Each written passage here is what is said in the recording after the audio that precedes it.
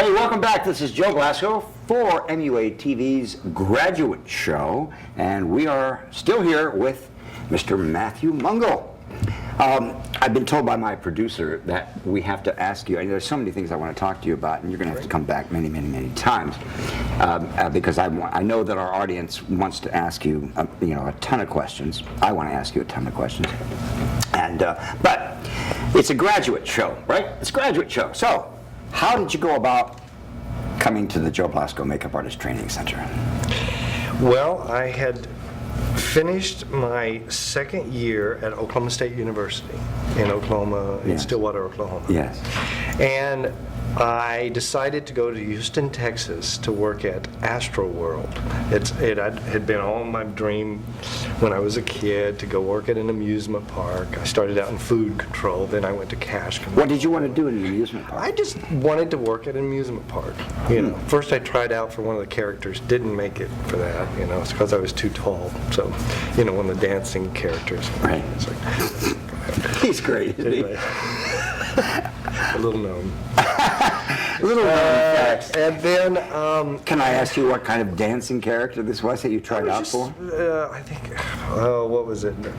Marvin McFly. I don't know. Marvin McFly? No, or something like that. Some character down, the Astro World. Right. It's Six Flags. Okay, so you went there and you didn't get the job. No, but I went to Houston and I started working during the summer. Right. And Star Wars came out. This was 1977. Star Wars. Star Wars came out. Yeah. Oh my God. And I had followed Dick Smith's career. I had followed Rick Baker's career. Yes. Well, Rick Baker came to town at a science fiction convention. Excellent.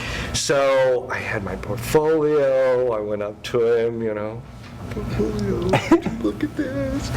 He looked at it. And he said, you're probably more cut out for the Joe Blasco Makeup Center. So I immediately, after I finished meeting him, went straight to the phone and called my sister-in-law. Said, I just met Rick Baker. And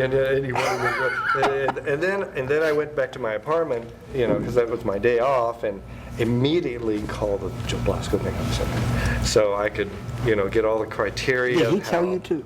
Yeah, he did. He told me. Yeah. So I immediately thank called you, and, Rick. Yeah.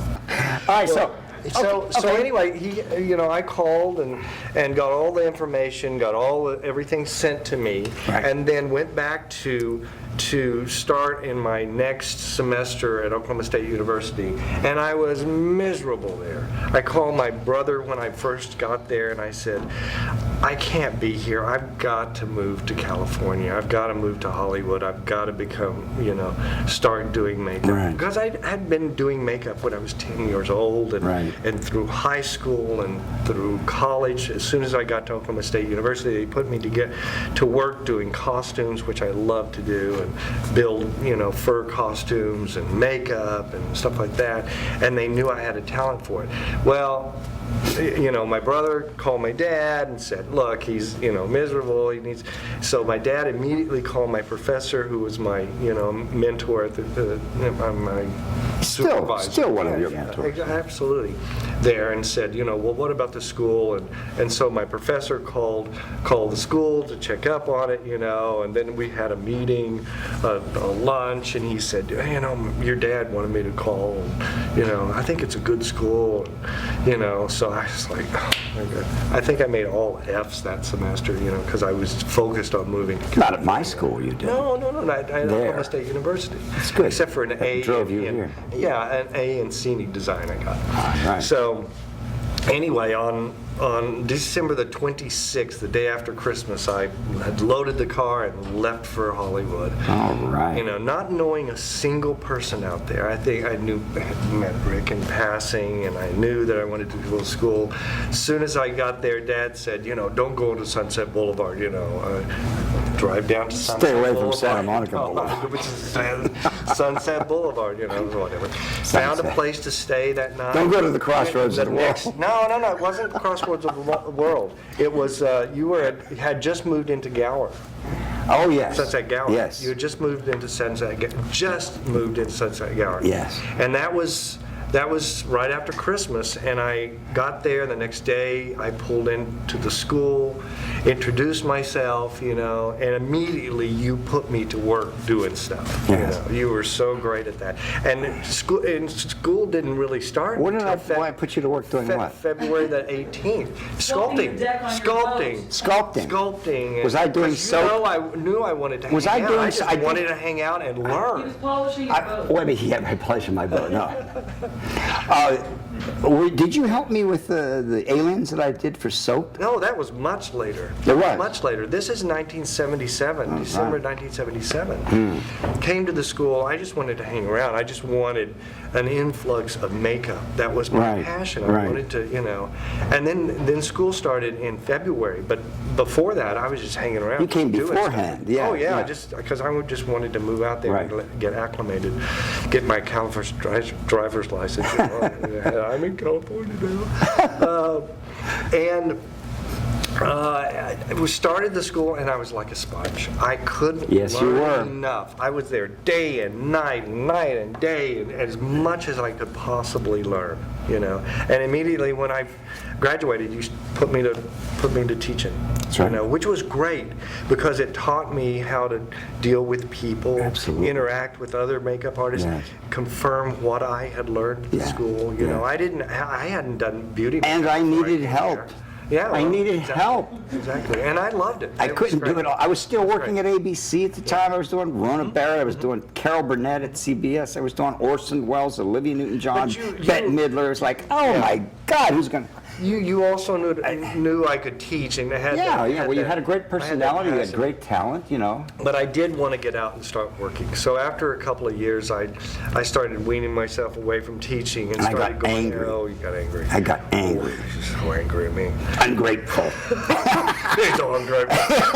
Oh, look at me now. I know. That's so terrific. So I just wanted to get out there and work. Matthew learned how to apply a prosthetic appliance on Mr. Orson Welles. Nose. I took him. He didn't know where he was going. I took him to you MUA TV viewers who are watching the show or watching MUA TV, religiously have heard this a couple times.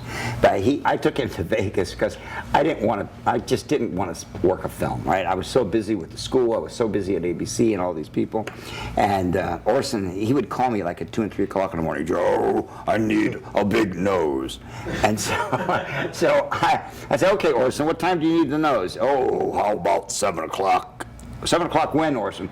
Well, today. So, I'd go to my jar of noses and I'd get a few noses and we got on an airplane, but he didn't know who we were going to be making up. And we went to the house. And the maid let us in and everything, and then in walks Orson Welles, and I did my bathroom. I did this on purpose. I wanted to see the look on your face, and and we made him up in the bathroom. I put the nose on real quick, 5 minutes, and then I had already told Orson. I says, you got to rip that nose off. And I said, Because they were shooting that day. Yeah. They I were said- shooting that day. Yeah. So they were? Yeah, they were shooting that day. And I left you there and I took off. But no. I think I put the nose on. Yeah. And then I said to you, I said, do you think you can do that? And he went, oh yeah. And that was Orson's cue to rip off the nose. Orson ripped off the nose, and the look on his face was like, right. I said, okay, and I'll do it. And he did it in 5 minutes. I did it. You did. 1980. And you stayed there. That was the film Butterfly. Butterfly. With Pia Zadora.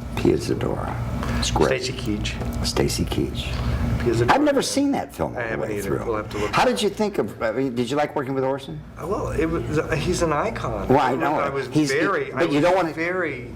You don't want him to see an eyebrow pencil, because if he sees an eyebrow pencil, he would pick it up and start drawing lines on his face. On his eyes, yeah. Yeah. He loved. Put a little more red in here. Pull my eye down. You just put it in there. Oh yeah. That was an interesting project. I think that was the project that my mom and dad really realized that You had made it. You were I had serious. made it. Yeah. Because that was You were on your way. part of their their, you know. Yeah, that reinforced you know. that their support When I got had that been, call it today. justified their support. Absolutely. Absolutely. You know, we're going to, first I want to thank you for being so wonderful. Thank you and for so coming much for here. having me. And Appreciate it. you enjoy, Appreciate Matthew? Isn't he terrific? Thank you. That's great. All right, our next guest is Deborah Lamia Denevar, and she is one of my graduates as well. And right after these words, Deborah is going to be here with us, and you're going to stay here too, okay? I'd love to. Don't you go away, we'll be right back.